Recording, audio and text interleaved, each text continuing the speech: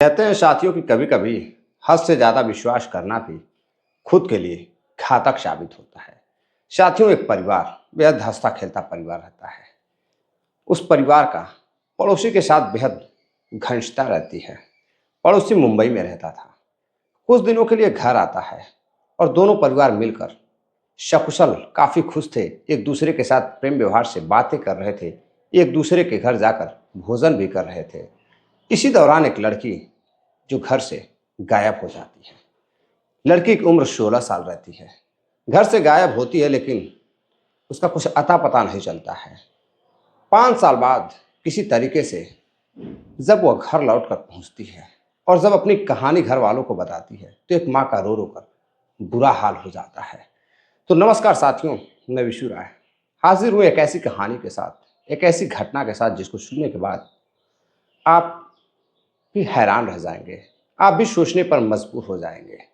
दरअसल साथियों, आज कहानी उसी 16 साल की एक लड़की की है जो 5 साल तक अपनी माँ से दूर रहती है और उसके साथ उस बीच जो कुछ हुआ वो कहानी के माध्यम से जानने की पूरी कोशिश करेंगे।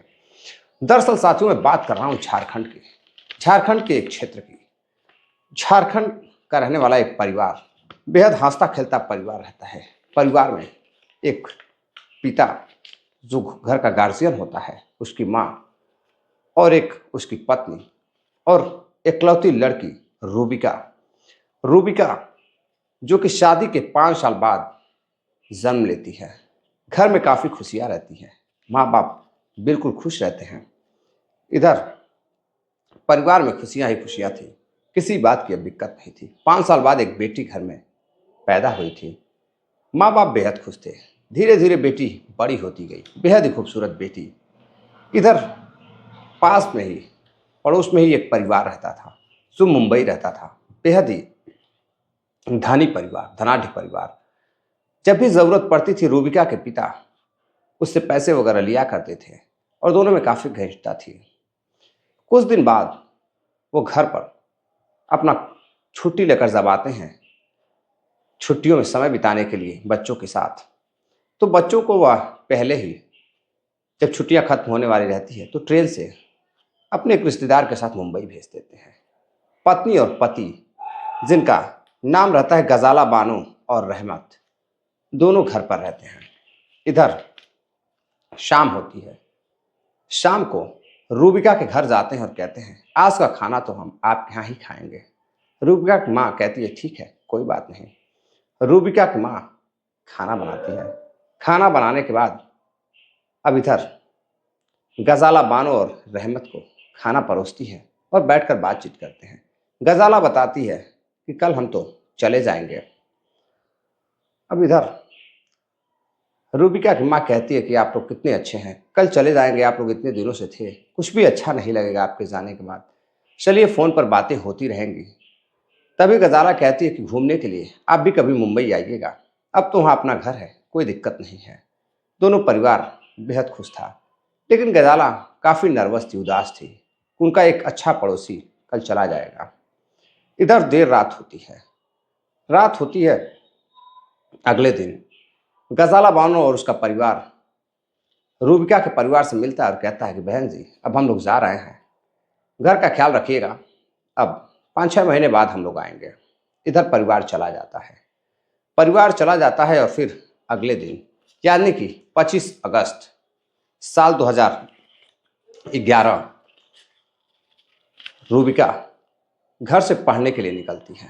पढ़ने के लिए निकलती है तो रास्ते में एक व्यक्ति मिलता है और कहता है कि तुम कहाँ जा रही हो? तो कहती कि मैं तो स्कूल जा रही हूँ। तो कहता है आओ हमारे साथ गाड़ी में बैठो, चलो आज घूम कर आते हैं और फिर हम तुम्हें घर छोड़ देंगे। आज स्कूल जाकर क्या करोगी, चलो आज घूम कर आते हैं।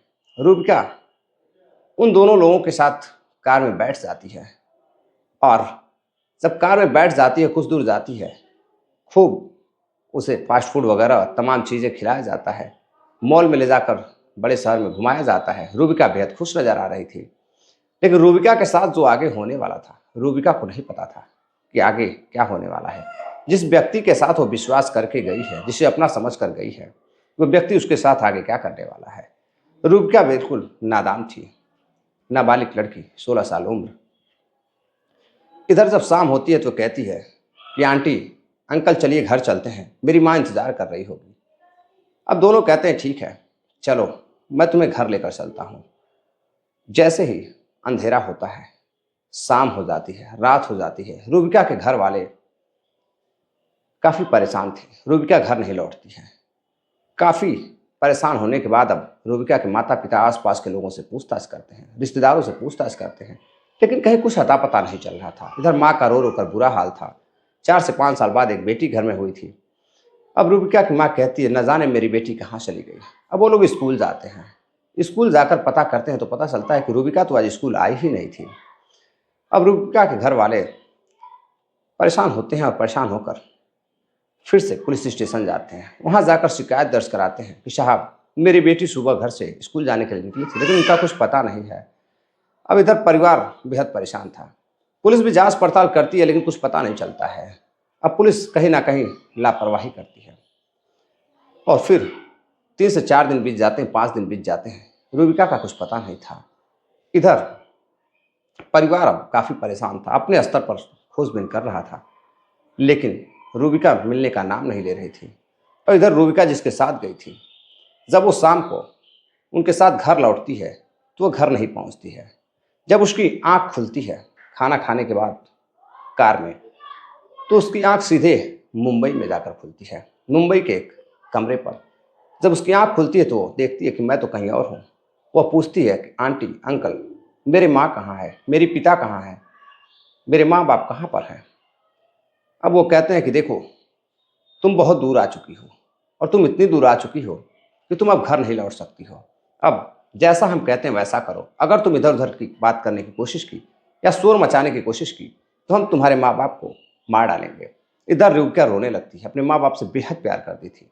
वो कहती है मैं कहाँ हूँ। दोनों ही जो आंटी अंकल थे वो कहते हैं कि देखो तुम जहाँ भी हो बहुत अच्छी हो, यहाँ पर तुम्हें ढेर सारा पैसा मिलेगा, लेकिन उसके बदले में एक काम करना होगा। कहती है क्या काम करना होगा। दोनों कहते हैं कि जितने भी लोग आएंगे उन्हें तुम्हें खुश करना होगा। अब इधर वह परेशान हो जाती है कि यह किस मामले की बात कर रही है, क्या कहना चाहती हैं। अब इधर रात होती है, जिसके साथ वो गई थी वो शराब के नशे में आता है और फिर रूबिका के साथ कमरे में गलत काम करने लगता है। रूबिका शोर मचाती है तो उसकी पत्नी आती है और कहती है देखो चुपचाप रहो, नहीं तो तुम्हें मार डालेंगे, तुम घर भी नहीं जा पाओगी, माँ को भी नहीं देख पाओगी। अब इधर रूबिका परेशान हो जाती है, उसके साथ गलत काम हो रहा था। वो चीख रही चिल्ला रही थी लेकिन दीवारों के पीछे आवाज़ नहीं जा पा रही थी। अब उधर उस रात वो खाना खाती है और खाना खाने के बाद जब रोते हुए सोती है अपनी माँ को याद कर, फिर जब उसकी आँख खुलती है तो देखती है कि मैं तो एक ऐसे घर पे हूँ जहाँ पर छोटे छोटे कपड़े पहनकर लोग बैठे हुए हैं। अब वहाँ वो पूछती है कि मैं कहाँ हूँ, मुझे घर जाना है। तभी लड़कियाँ हंसती हैं और कहती हैं कि इस उम्र में तुम घर जाकर क्या करोगी, तुम यहाँ रहो, कस्टमर को खुश करो, लोगों को खुश करो, यही हमारा काम है, लोगों का मनोरंजन करो, तुम्हें ढेर सारा पैसा मिलेगा। अब वो समझ नहीं पाती कि आखिर किसकी बात हो रही है। तभी वह कमरे में जाती है, कमरे में उसे भेजा जाता है और कमरा बंद कर दिया जाता है। वो रोने लगती है कि आखिर मैं कहाँ आ गई हूँ। उसे कुछ समझ में नहीं आ रहा था कि यह अनजान जगह कौन सी है, वो कहाँ पर है। वह बार बार लोगों से हाथ जोड़ रही थी कि मैं कहाँ हूँ, मुझे घर जाने दो। तभी एक लड़की कमरे में चाय लेकर जाती है, उसे चाय देती है, खाना देती है और कहती है देखो तुम्हें एक व्यक्ति यहाँ बेच कर गया है जिसके साथ तुम आई थी, और यह एक कोठा है और यहाँ पर जो भी व्यक्ति आएगा वह तुम्हारे साथ संबंध बनाएगा, शारीरिक संबंध बनाएगा और तुम्हें उसे खुश करना होगा। अगर तुम उसे खुश करोगे तो तुम्हें अच्छा खासा पैसा मिलेगा। अब लड़की समझ नहीं पाती है, कहती मुझे ये सब नहीं करना है, मुझे घर जाना है। लेकिन तभी उसकी मालकिन आती है, वो जिद करती है तो कोठे की मालकिन आकर उसे मारती है, पीटती है। तभी एक व्यक्ति आता है कस्टमर बनकर, वह उसके कमरे में जाता है, उसे देखता है तो कहता है मैं इसके अच्छे खासे पैसे दूंगा। अब इधर मालकिन काफ़ी खुश हो जाती है, कहती है ठीक है इसके 10,000 लगेंगे। वो पहली बोली 10,000 लगाती है और फिर वो कमरे में जाता है। लड़की चीखने लगती है, चिल्लाने लगती है, लेकिन वो ज़बरदस्ती करता है और फिर वहाँ से अपना काम करने के बाद निकल जाता है। अब ऐसे कई आते हैं कई जाते हैं। लड़की समझ जाती है कि मैं बहुत बुरे जगह फंस गई हूँ, मैंने जिस पर विश्वास किया उसने मुझे धोखा दिया है।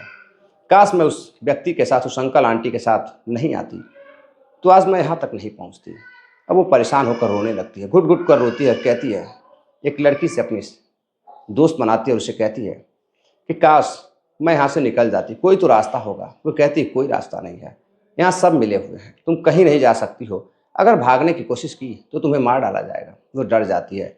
फिर एक दिन कोशिश करती है भागने की। तब भागने की कोशिश करती है तो पहरेदार वहाँ बैठा रहता है। वो उसे अंदर लेकर जाता है, ठेठ खूब मारता है।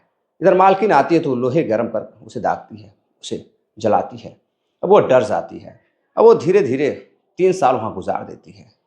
3 साल गुजारने के बाद साथियों वो परेशान हो जाती है। इस दौरान उसके साथ अनेकों लोगों ने संबंध बनाए।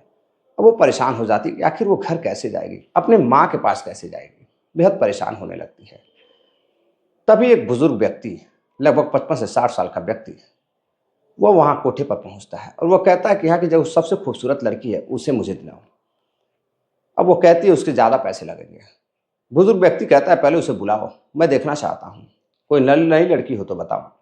अब उस लड़की को दिखाया जाता है रूबिका को। रूबिका को वो देखता है तो कहता है मैं इसके ढेर सारे पैसे देने के लिए तैयार हूँ और इसके साथ सिर्फ मैं ही रहूँगा और आज के बाद कोई इसके साथ नहीं रहेगा। कहती है ठीक है, इसके भी पैसे लगेंगे।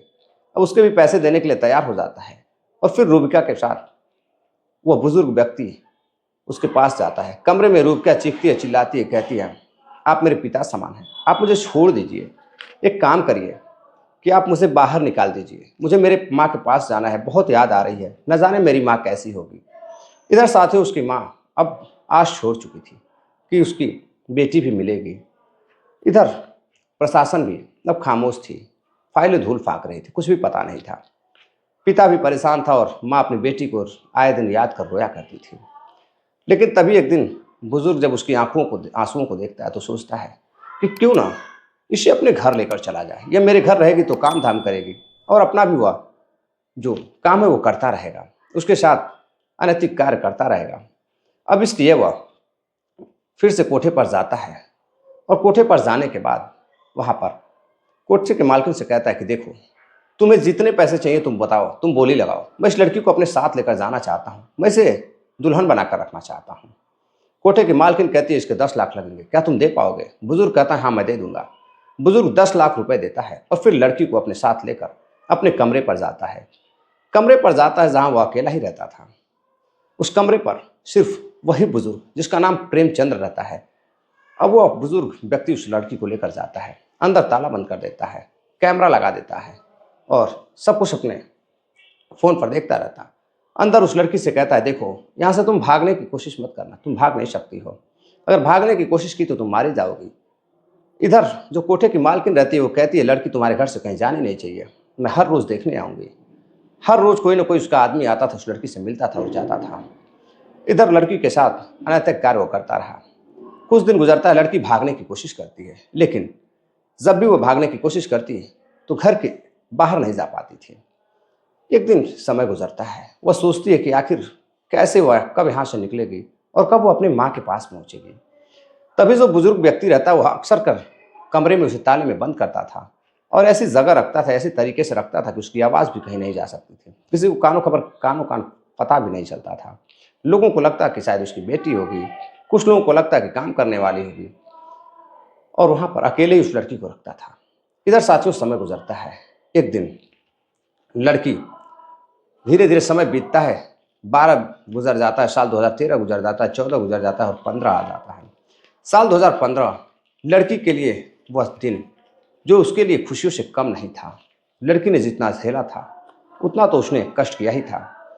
बुजुर्ग व्यक्ति कमरे में आता है, अंदर का दरवाज़ा बंद करता है, चाबी अपने पास रखता है, कपड़े निकालता है और लड़की के पास जाता है और फिर कहता है कि मैं अभी नहा करके आ रहा हूँ, तुम खाना बनाओ।